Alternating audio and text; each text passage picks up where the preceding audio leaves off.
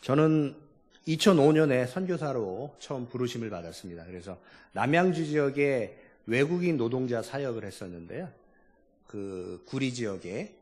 그래서 한 3년 동안 열심히 사역을 하다가 2007년에 인도 펀잡 지역으로 이제 선교사로 떠나게 되었습니다. 인도 펀잡은 어디냐면요, 여러분. 인도가 이렇게 있으면요, 서쪽으로 보면 파키스탄이라는 나라가 있는데 원래 인도였습니다. 그 나라가 이렇게 분쟁을 해서 종교 분쟁으로 나눠졌지만 원래 한 나라였어요. 인도 같은 나라였는데 그 파키스탄 접경에 펀잡이라는 곳에서 저희가 5년 동안 사역을 하고요. 그 다음에 2012년부터 현재까지는 네팔에서 네팔 선교사로 사역을 하고 있습니다. 제가 여기에 2015년에 방문했던 걸로 기억이 나는데요. 그때 지진이 났었어요. 네팔 대지진이 나서 그 사진들 보여드리면서 막 여러분과 함께 기도했던 기억이 나는데, 그리고 그 이후에도 지금 소천하신 김성현 목사님께서도 방문을 계속 해주시고 또 기도 후원도 재정도 많이 후원해 주셔서 많은 일들을 감당을 했습니다. 제가 2015년에 그때 이제 선교사가 2005년에 해서 15년까지 딱 10년을 했는데 한 번도 안식년을 갖지 못했어요. 그래서 안식년을 좀 가졌으면 좋겠다 했는데 저희 아내가 이제 미국에 있는 바이올라 대학에 원서를 냈어요. 박사 학위를 받기 위해서 원서를 냈는데 공부하러 오라고. 근데 이제 공부하러 오라고만 하면 되는 게 아니잖아요. 일단은 비자를 또 받아야 되고요. 그 다음에 거기 학비가 비싸니까 재정이 또 필요하죠. 하나도 준비가 되지 않았습니다. 그런데 비자는 또 어떻게 하나님의 은혜로 잘 받았는데 이제 공부하러 가려고 하니까 이제 학비는 방법이 없어요. 선교사가 뭐 후원 그렇게 풍부하게 받지 않는데 미국에서 공부할 수 있을 그런 형편이 되지 않았습니다. 그래서 저희가 2,000불, 그러니까 한 200만 원 정도의 장학금을 신청을 그 학교에다 했습니다. 이 200만 원이라도 좀 받았으면 좋겠다. 이거 가지고 일단 가자. 가서 우리가 공부를 하다가 돈이 떨어져서 없으면 그만큼 한 학기면 한 3개월인데 3개월만 쫙 있다가 다시 돌아오면 되지. 다시 선교지로 돌아가면 되지. 딱 이렇게 생각을 했어요. 그런데 하나님께서 그 바이올라 학교에서 편지를 이제 받았어요. 야, 아깝지만 네가 신청한 그 200만 원 그 학비는 우리가 대줄 수가 없다. 대신 다른 장학금이 있는데 이거를 받을래? 하면서 받을 거면 답장을 해라 그랬어요. 그래서 그 다른 장학금이 뭐냐고 딱 이렇게 봤더니 전액 장학금인 거예요. 전액 장학금. 할렐루야. 예. 정말 박수 쳐주시는 분 여러분밖에 없어서 감사합니다. 다른 교회 가면 그러시더라고요. 예. 왜냐하면 여러분 자녀들이 그런 경험이 아마 있었을지도 모르겠는데 정말 하나님의 은혜로 저희는 그냥 한 200만 원이면 어떻게든지 좋겠다 생각했는데 전액 장학금을 주신 거예요. 그 전액 장학금을 이렇게 살펴봤더니 저희가 3년 동안 미국에서 저도 그 풀러 신학교라고요. 그 서부에 있는 유명한 신학교에서 공부를 했는데 박사과정을 저희 둘이 공부하면서 쓴 돈이 2억 4천만 원을 써야만 됐더라고요. 근데 저희는 2억 4천만 원이 있었던 적이 없어요. 그런데 분명히 미국에서 2억 4천만 원이 들어서 살고 왔어요. 계산을 해보니까. 장학금을 받았죠. 그 다음에 선교사들에게 아주 저렴하게 주는 숙소를 저희에게 공급을 받았어요. 그래서 숙소비가 들지 않았어요. 그 다음에 이제 푸드뱅크라고 해서 음식들을 또 이렇게 나눠주는 프로그램들이 있어서 그걸 먹고 살았어요. 뭐 그냥 보통 외국에 유학 가면은 뭐 집, 아파트 한 채, 두 채 날아간다는 얘기 하잖아요. 그죠? 저희는 버는 건지 모르겠는데 어쨌든 그렇게 하나님께서 저희들에게 선대를 해주셔서 공부를 잘 마치고요. 지금 저희가 8월 20일 날 이제 다시 네팔로 돌아갑니다. 그래서 정말 하나님의 은혜로 공부도 잘 했고 또 그리고 그 공부한 것이 꼭 네팔을 위해서 쓰이기를 원하는 마음들이 있었어요. 저와 저희 아내가. 그래서 아내는 교육학을 공부했기 때문에 네팔 현지 학교들 잘 세울 수 있도록 그 교육을 하는 그 선생님이 되기를 위한 그런 마음이 있고요. 저는 그림을 계속 보여주시면서 얘기를 하겠습니다. 다음 그림. 다음 그림, 외국인 그 거주 사역할 때 그림입니다. 예, 다음. 그래서 저는 이제 목회자 훈련에 대한 마음이 있었습니다. 펀잡에서도 어떤 사역을 했냐면요. 그 목회자들을 훈련하는 일을 했는데 어떻게 시작하게 됐냐면 제가 이제 펀잡 지역에 맨 처음에 갔더니 여러분 제가 외국인 선교사로서 뭘 여러분들에게 도와줬으면 좋겠습니까? 얘기했더니 그분들이 얘기하는 거예요. 한 부류는 잘 모르겠어요. 당신이 날 뭘 도와줄지 잘 모르겠습니다. 이렇게 말하는 분이 있었고, 두 번째 부류는 우리에게 성경을 잘 알게 쉽게 풀이해 주십시오. 성경이 그냥 읽기에 정말 저희들에게는 어렵습니다. 이렇게 얘기를 하는 거예요. 그도 그럴 것이 여러분 우리 한국에는 지금 신학교들도 많고 또 그리고 신학교 공부하는 분들이 다 고등학교 이상 졸업한 다음에 들어가야 되잖아요. 거기는 정규 교육을 제대로 받지 못하고 중졸, 최고가 중졸이에요. 그러니까 그렇게 공부 잘 못하고 목사님이 바로 되는 거예요. 왜냐하면 낮에는 일하고 장사하다가 은혜 받아서 저녁에는 모여서 기도하는 거예요. 그렇게 교회가 시작이 되는 거예요. 그러다 보니까 기도는 열심히 하고요. 정말로 뜨거운 마음은 있는데 말씀에 대한 그 말씀을 풀이하고 말씀을 함께 읽는 그런 능력들이 약해졌어요. 그래서 그것을 제가 발견하고 함께 그 펀잡 지역을 막 다니면서 그 말씀을 가르쳐주는 일을 했습니다. 근데 농번기에는 여러분 이제 시골도 그렇지만 갈 수 없잖아요. 신방을 갈 수도 없잖아요. 그런 것처럼 그분들한테 저희가 있는 그 수도로 오라고 하지 않고 저희가 이제 그분들이 좀 한가할 때를 찾아서 이렇게 방문을 해서 성경을 잘 가르치는 프로그램을 했어요. 그래서 많은 지역을 했습니다. 다음 그림 보여주시고요. 그렇게 네팔에서도 계속 동일한 일을 했습니다. 다 이 현지 목회자들이었는데 특별히 이 네팔 지역에서는 중서부 지역이었는데 당 지역이라는 한국으로 따지면 한 군 정도 되는데요. 한 군을 집중적으로 저희가 케어하면서 그들에게 목회자 훈련을 했어요. 그래서 한 90여 개의 교회들이 연관이 돼서 90여 개의 교회에서 목회자들이 와서 저희와 함께 말씀을 계속 배웠습니다. 다음 그림. 다음 그림. 네팔에서 리더십 훈련이 왜 필요한가? 제가 이제 3년 동안 공부하면서 제가 공부했던 내용은 리더십 훈련에 대한 내용이었습니다. 왜 리더십 훈련이 필요한가? 이 도표를 보시면 아시겠지만 네팔에는 1951년도에는 기독교인이 한 사람도 없었어요. 왜냐하면 세국 정책을 썼기 때문에 밖에서 누구도 들어올 수 없었어요. 그래서 그렇지만 1951년에 여러분 6.25 동란이 일어났을 때에 한국의 GNP가 얼마인지 아세요? 한국의 GNP가 400불이었어요. 네팔은 얼마인지 아세요? 그 당시에 600불이었어요. 6.25 때 우리나라가 더 못 살았다니까요. 그런데 지금 네팔이 지금 GNP가 2,000불이에요.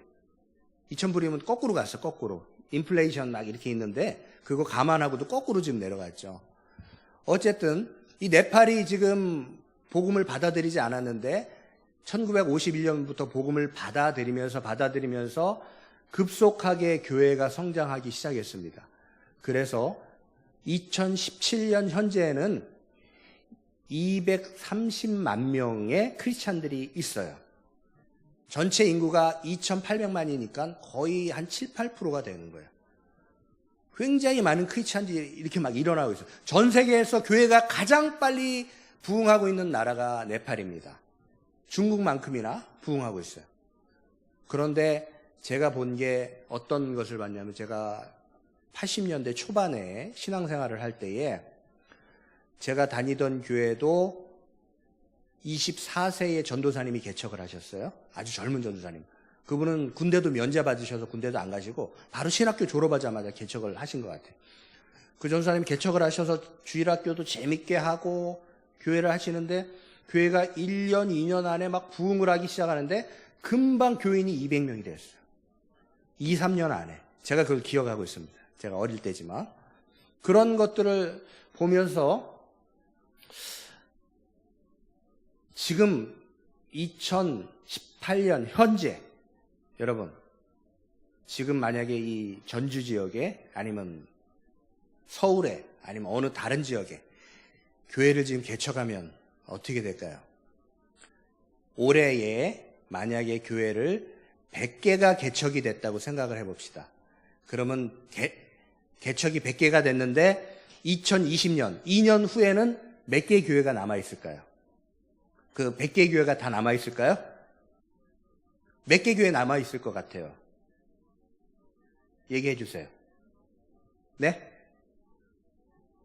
그냥 마음대로 얘기해 주세요. 자유롭게. 네? 20개? 20개? 다른 분은요? 50개. 아, 여러분. 다 틀렸어요. 그 교회성장연구소의 그 데이터에 의하면 100개의 교회가 개척이 되면, 이거는 사실은 한 2, 3년 전 데이터이긴 합니다만, 100개의 교회가 개척이 되면 단 2개만 남는데요. 2년 후에는. 그것이 지금 대한민국의 현실이에요. 그러니까 교회가 더 이상 성장을 하지 않아요. 그러니까 교회를 개척하면 우르르 오는 시대가 이제 지나버렸어요. 그 얘기는 뭐냐면 교회가 이제 생태계가 바뀌었어요. 생태계. 옛날에는 그냥 자연적으로 교회를 개척해도 사람들이 몰려오는 시기였는데 지금은 그런 시기가 아니라는 거예요. 그렇다고 해서 제가 뭐 교회 개척하면 안 됩니다라는 얘기를 하는 것이 아닙니다. 저는 네팔 선교사로서 지금 한국의 현실을 보면서 그 당시에 지금 네팔이 그렇게 막 교회가 부흥할 때 무엇이 문제였나라는 것을 진단하기 시작했는데 리더가 문제였어요. 리더. 올바로 서 있는 리더들이 많이 없었어요. 한국 교회도 그것이 문제였습니다. 그 당시에는 교회들이 무조건 개척을 하니까 목사님들이 잘할 줄 알고 그랬는데 저도 목사지만 죄송합니다. 목사님들이 잘 못했습니다. 많이 타락했어요. 많이 문제를 일으켰어요. 정말로 존경하고 정말로 목회 일념으로 그렇게 사역하셨던 목사님들은 몇 분 안 계셨어요. 그것이 바로 한국 현실인데요. 그 현실을 제가 보면서 그렇다면 네팔에도 가장 중요한 것은 그 리더들을, 즉 목회자들을 잘 양육하는 일이 교회를 100개를 지금 개척하는 것보다 더 필요하겠다라고 판단을 해서 그분들을 이제 섬기고자 했습니다. 그래서 그 사역들을 지금도 계속 해오고 있습니다. 아까 생태계 얘기를 했잖아요. 요즘은 생태계라는 얘기를 많이 쓰는데요. 비즈니스 하는 분들은 비즈니스 생태계라고 얘기하고요. 또 이 교회에서는 교회 생태계 얘기하죠. 옛날에 생태계라는 말을 얘기하면은 이렇게 날씨만을 얘기했죠. 근데 그게 아니에요. 요즘 날씨 얼마나 덥습니까? 불과 몇십 년 전에 한국 날씨가 이랬습니까? 1994년대 그때 한번 그렇게 더웠고 지금 다시 더운데 이 더위는 정말로 현대 그 기상 관측 장비가 세워진 이후에 처음이라고 해요. 이 지구가 지금 변하고 있습니다. 변하고 있잖아요. 그렇죠? 근데 지구만 변하나요? 우리 사람들도 변하고 있어요.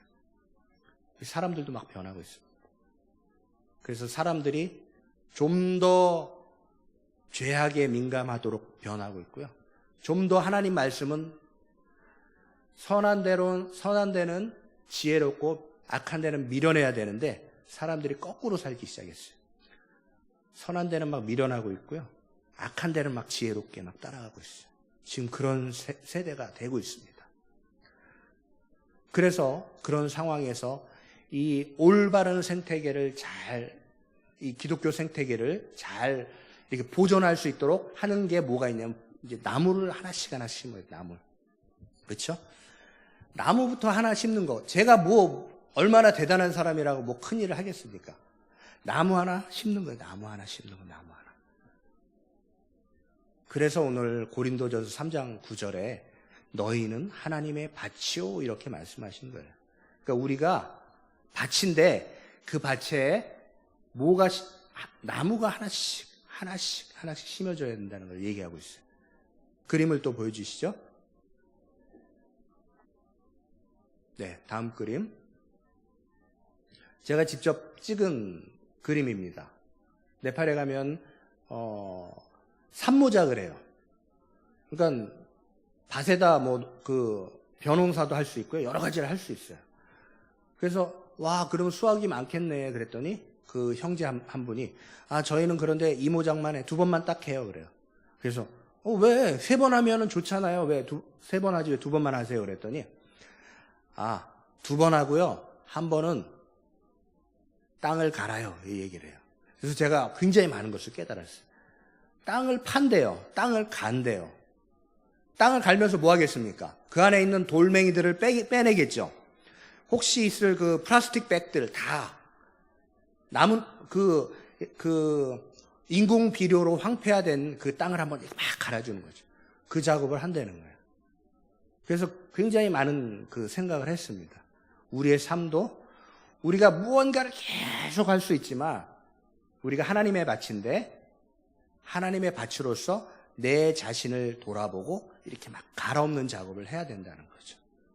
그래서 여러분 이 자리에서 목사님의 설교를 듣는 것도 중요한데 여러분이 스스로 하나님의 말씀을 읽고 하나님께 가까이 가고자 하는 노력, 그것이 더 필요해요. 그것을 꼭 여러분이 하시기 바랍니다. 다음 그림 보여주시고요. 네팔이고요. 다음 그림. 산에도 방문하고요. 다음 그림. 다음 그림. 하나님의 밭에 대해서 제가 한 가지 더 얘기하고 싶은데 밭을 갈고 나서 씨를 뿌리는데 씨를 잘 이렇게 솎아내서 좋은 씨들만 뿌려요. 그러면 뿌리면 이제 이게 싹이 나오죠. 그러면서 이제 나무가 자라죠. 나무가 어느 정도 자라면은 꼭 해야 되는 작업이 있습니까? 이 그림을 보면 뭐를 해야 되죠? 뭘 해야 되죠? 로마서 11장에 있어요, 이게. 젖붙이기죠, 젖붙이기. 그죠? 젖붙이기를 꼭 해야 돼요, 나무는. 그런데 이제 젖붙이기를 보통 이 로마서 11장에는 어떻게 됐냐면 참 감람나무에 돌 감람나무를 이렇게 젖붙인다라고 사도 바울이 설명을 하고 있어요. 그런데 여러분 이제 원예를 아시는 분들은 그게 아니잖아요. 원래는 거꾸로예요. 원래 이렇게 고엽나무가 있으면은 배나무를 이렇게 젖붙이면 그게 배나무가 되잖아요. 그죠? 그런데 왜 이렇게 거꾸로 얘기했을까라고 어떤 사람이 성서학자가 이 바울이 원예에 대해서 잘 모르기 때문에 그랬을 것이다 라고 추측을 했습니다. 그런데 그것은 아닙니다. 이렇게 하는 방법이 있습니다. 원래 좋은 나무에다가 나쁜 가지를 이렇게 젖붙이는 방법이 있어요. 그 이유는 하나예요. 나무의 형질이 더욱더 땅에 튼튼히 뿌리를 박히게 하기 위해서 그렇게 해요. 그러니까 이방인이었던 우리가 돌 감람나무였던 우리가 예수 그리스도 참 감람나무에 딱 젖붙이는 이유는 우리가 잘나서 이렇게 그런 것이 아니라 정말로 예수 그리스도 중심으로 뿌리가 깊이 박히기 위해서라는 거죠. 그러니까 우리는 아무것도 아니에요. 젖붙이기의 원리는 예수 그리스도입니다. 예수 그리스도. 예수 그리스도가 아니면은 아무것도 할 수 없습니다. 예수 그리스도가 아니면은 우리는 아무것도 아니에요. 그런데 예수 그리스도는 잠시 옆에 모셔놓고 나의 방법과 나의 생각으로 막 하려고 그러죠. 그렇게 예수 그리스도로 말미암아 젖붙여질 때에만 우리의 사역이 이제 시작이 돼요. 그 다음에 젖붙여진 다음에 어떤 일이 일어나죠? 다음 그림 보면요. 젖을 붙이면 나무에 뭘 하죠? 이제 저분이 뭐 하고 있나요? 가지치기를 하고 있죠. 이 가지치기가 굉장히 중요한데 가지치기 하는 이유는 또 하나 있죠. 뭐 때문에 하죠? 좋은 열매를 맺기 위해서 쓸데없이 이렇게 뻗어나가는 그 영양분을 뺏는 그 가지를 다 싹둑싹둑 잘라버리는 거예요. 가지치기. 여러분 안에 있는 어떤 쓸데없는 습관, 여러분이 안 해도 되는 말을 이렇게 내뱉는 것, 그거 어떻게 해야 돼요? 가지치기 해야죠. 그렇죠? 그런데 그것을 남한테 지적받고 목사님한테 지적받고 전도사님한테 지적받으면 안 되죠. 막 신경질 나죠. 화나죠. 내 가족한테 지적받으면 근데 어떻게 저것을 가지치게 해요? 말씀으로 가지치게 해야 돼요. 하나님의 말씀은 살아있고 운동력이 있어 좌우의 어떤 검보다 예리하기까지 하여 혼과 영과 골수, 관절을 쪼개요. 쪼개서 수술하는 그런 하나님의 검으로 가지치기를 하는 거예요. 가지치기를 하십시오. 제가 네팔에 가서요, 그 산에로 올라가는데 가다가 이렇게 슬리퍼를 신고 올라갔어요. 그 보통 네팔 사람들 그렇게 잘 하거든요. 그래서 슬리퍼를 신고 이렇게 밖에 나갔는데 이제 장마철이어서 거머리가 이 발 사이에 여기에 엄지발가락 사이에 딱 물어버린 거예요. 이렇게 딱 물고 있었던. 근데 이 물고 있었는데 이게 점점점 커져요. 근데 이게 피를 다 빨아먹을 때까지 놔둬야 되는데 이걸 제가 손을 딱 떼서 버려버렸어요. 그랬더니 이제 피가 막 철철철 나더라고요. 아, 이거.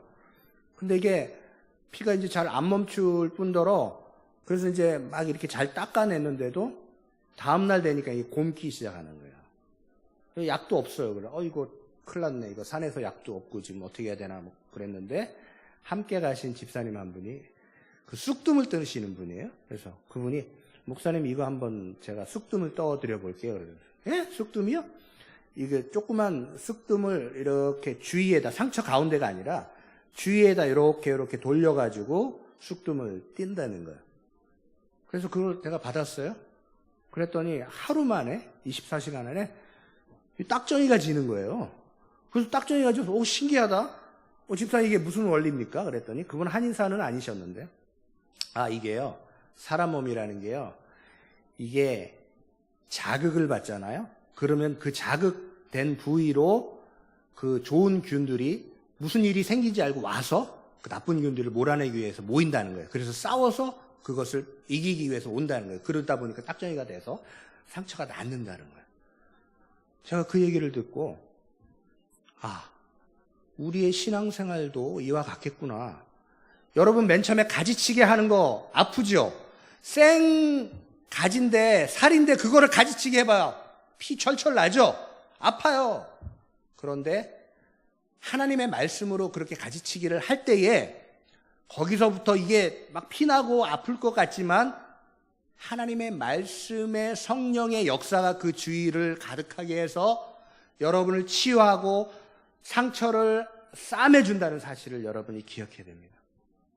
여러분, 폴 히버트라는 박사님이 인도에 계셨는데 그분은 나병 환자들을 치료하는 박사님이었어요. 나병 환자들의 문제는 뭐였냐면요. 이분들은 고통이 없어요. 그래서 이분은 뭐를 해줬냐면 고통을 찾아주는 박사였어요. 이게 무슨 말이냐면 나병 환자들이 막 걸어가다가 이런 벽에 이렇게 탁 쳤는데 그럼 어떻게 돼? 이 손가락이 떨어져 나가는 거예요. 툭 떨어져 나가버려요. 사람이 손가락이 툭 떨어져 나가면 아파야 되는데 아프지가 않은 거예요. 그러니까 이 손가락이 없어지니까 이 사람은 수술에 다시 어디에 있는지를 알아야지. 잊어버린 거야. 다시 봉합해 줄 방법도 없고 이 사람은 그렇게 해서 점점점 생명이 그렇게 단축되고 죽어가는 거죠. 우리의 삶에서 하나님의 말씀으로부터 자극이 없다면 우리는 죽어가는 사람이에요. 하나님의 말씀으로 우리가 자극받지 못하면 그 무엇에 자극을 받습니까? 이 땅에 무엇으로 자극을 받을 수가 있습니까? 우리가 TV 드라마로? 인간관계로? 천만에요. 하나님의 말씀으로 우리가 그리스도 안에 서서 하나님의 말씀으로 자극받을 때에 우리가 앞으로 주님을 향해서 나갈 수 있는 거죠. 다음 그림을 보여주세요. 가지치기를 한 다음에 그 다음에 이제 이거는 여러분 생장점이라고 아시죠? 그러면 생장점을 가지에서 이렇게 하나 딱 잘라요. 그 다음에 다시 심는 겁니다. 그렇게 다시 돌아가요. 다음 그림. 제가 원예아 리더십이라는 책에서 이야기한 것들을 좀 정리한 건데요. 맨 처음에 땅을 고르죠. 그러니까 우리가 밭인데 밭에서 일어나는 일을 지금 얘기하는 거예요. 땅을 골라요. 그 다음에 씨앗을 잘 선택해요. 그 다음에 심고 경작을 합니다. 비료도 주고 해야죠. 그 다음에 젖붙이기 아까 얘기했잖아요. 젖붙이기는 우리한테 가장 중요한 거예요. 왜냐하면 예수 그리스도로 말미암아 젖붙여지지 않으면은 우리들은 이름만 기독교인, 이름만 권사님, 이름만 집사님일 수도 있어요. 이름만 목사일 수도 있습니다. 그리스도로 접붙여야 됩니다. 그 다음에 그 접붙여진 상태에서 우리들의 나쁜 습관들, 뭐 필요 없는 것들을 잘 가지치기 해 나가는 거예요. 아픕니다. 훈련 받아야 돼요. 그렇게 나갑니다. 그 다음에 그렇게 됐을 때 우리는 옮겨 심어질 수도 있는 거죠. 옮겨 심어진다는 것은 굉장히 큰 일이에요. 이게 계속 열매가 맺는 거예요. 이 나무가 하나에서만 맺는 게 아니라 나무가 또 한 나무가 생기는 거죠. 아까 생태계가 바뀌기 위해서 나무 심어야 된다 그랬죠? 하나 여기 심었으면 이 끝이 아니라는 거예요. 또 심고 또 심고 또 심고 계속 옆으로 심고 해야 된다는 거죠. 다음 그림. 그렇게 이렇게 순환해 가는 거예요. 순환해요. 여러분, 원예와 조경은 뭐가 틀리죠? 조경하면 뭔가 좀 이렇게 럭셔리하고 이게 보기 좋고 그렇잖아요. 그죠? 원예하면 뭔가 이렇게 땀이 있고 거무잡잡한 저처럼 네팔 사람처럼 생겼죠? 거무잡잡한 얼굴이 생각이 나고 땀이 생각나고 그러죠. 조경은 보기 아름다워요. 근데 열매는 없습니다.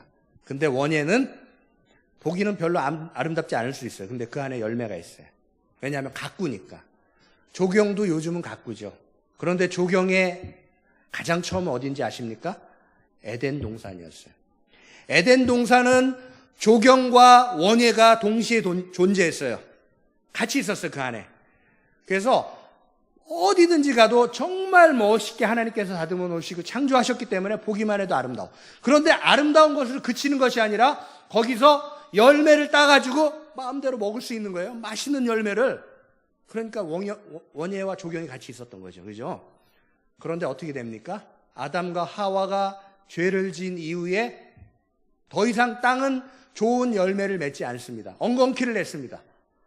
이제는 열심히 일을 해서 땅을 파야지만, 심어야지만, 저 작업을 해야지만 열매를 맺기 시작한 거죠. 그래서 이제 리더십이 그렇게 시작이 된 거죠. 그렇게 해서 우리가 예수를 믿는 것이 그렇기 때문에 힘든 거예요. 여러분, 예수 믿으면 쉽고 좋고 그런 것만 있어요? 힘듭니다. 때로는 집어치고 싶죠.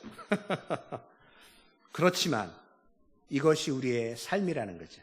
그리고 하나님께서 그 자리로 우리를 부르셨고, 야, 네가 아프지만 그렇게 네가 그렇게 잘 잘라지고 그럴 때 네가 열매를 맺을 수 있어라고 우리에게 보여주시는 겁니다.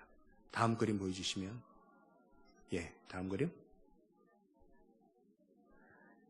포도나무입니다. 포도나무. 여러분, 이 포도나무는 요즘 포도원이죠. 요즘 포도원은 이 줄을, 와이어를 쫙 하고 그 다음에 이제 포도를 잘 심어서 나무가 저절로 이렇게 넝쿨을, 와이어를 잘 타고 규칙적으로 잘 자라게 해요. 잘 해놨죠. 그런데 예수님 당시에 포도원은 어땠을까요? 여러분, 요한복음 15장을 보십시오. 지금 요한복음 15장을 같이 찾아봅시다.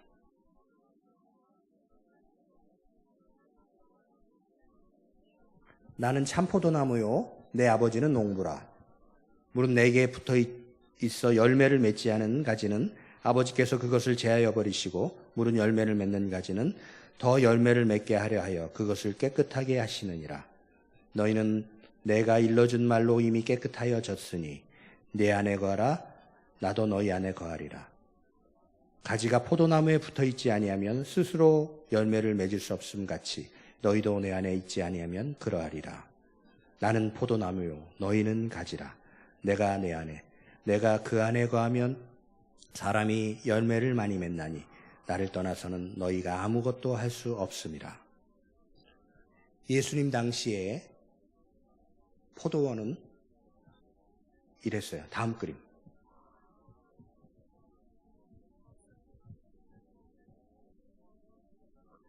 이스라엘에 가보면요, 포도나무가 저렇게 지금도 고대 방식으로 재배가 된다고 그래요. 전혀 줄을 쓰지 않습니다. 나무가 스스로 크게 둘기를 쳐서 T자로 이렇게 자라요. 그러면 그 옆에 있는 나무도 T자로 이렇게 자라요. 그러면 넝쿨이 자라겠죠? 그러면 넝쿨이 서로 나무 사이를 이렇게 막 연결해가지고 포도가 열리게 돼요. 그런데 여러분 생각해 보십시오. 포도 그 가지가 어떤 가지는 지금 아까 현대의 가지들은 100% 다 이렇게 위로 엉켜져 있는데 이 예수님 당시에는 그 가지들이 어떤 가지는 위에 잘 거쳐져 있지만 어떤 가지는 땅에 이렇게 떨어져 가지고 이 땅으로 처박혀 있는 거예요. 그러면 땅에 처박혀 있으면서 그 땅 속에 땅에서 진흙 틈에서도 포도나무가 이렇게 연글 이렇게 있는 거예요. 저는 이렇게 생각해요. 그때 그 포도나무 가지를 예수님이 이렇게 들어가지고 다시 그 나무 위에다 딱 얹어주시면서 내 안에 거하라. 나도 너희 안에 거하리라. 내 안에 거하라. 여러분, 주님 안에 거해야 돼요. 포도나무 가지가 땅에 떨어져 있던 진흙통이가 됐던 햇빛을 받지 못하던 상관없어요. 주님께서 그것을 옮겨서 다시 햇빛을 보게 해주실 겁니다. 왜냐하면 아버지는 농부시기 때문입니다. 아버지가 그 일을 해주실 거예요. 예수님은 포도나무니까 어쨌든 우리의 임무는 가지로서 그분과 붙어 있는 거예요. 그래서 피투성이가 돼도 나와 붙어 있어라. 피투성이가 돼도 나와 붙어 있어라. 아무리 힘들어도, 사역이 힘들어도, 나의 삶이 힘들어도, 나의 자녀 관계가, 그리고 나의 사업이 힘들어도 어떻게든 내 안에 붙어 있어라. 떨어지고 끊어지는 것은 안 돼요. 어떻게든지 붙어 있어야 됩니다. 우리가 그렇게 주님과 붙어 있을 때에 우리의 삶을 이어갈 수 있습니다.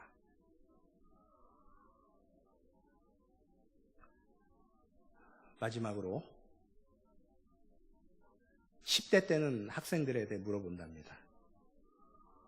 너 어느 학교 다니냐? 이렇게 물어본대요.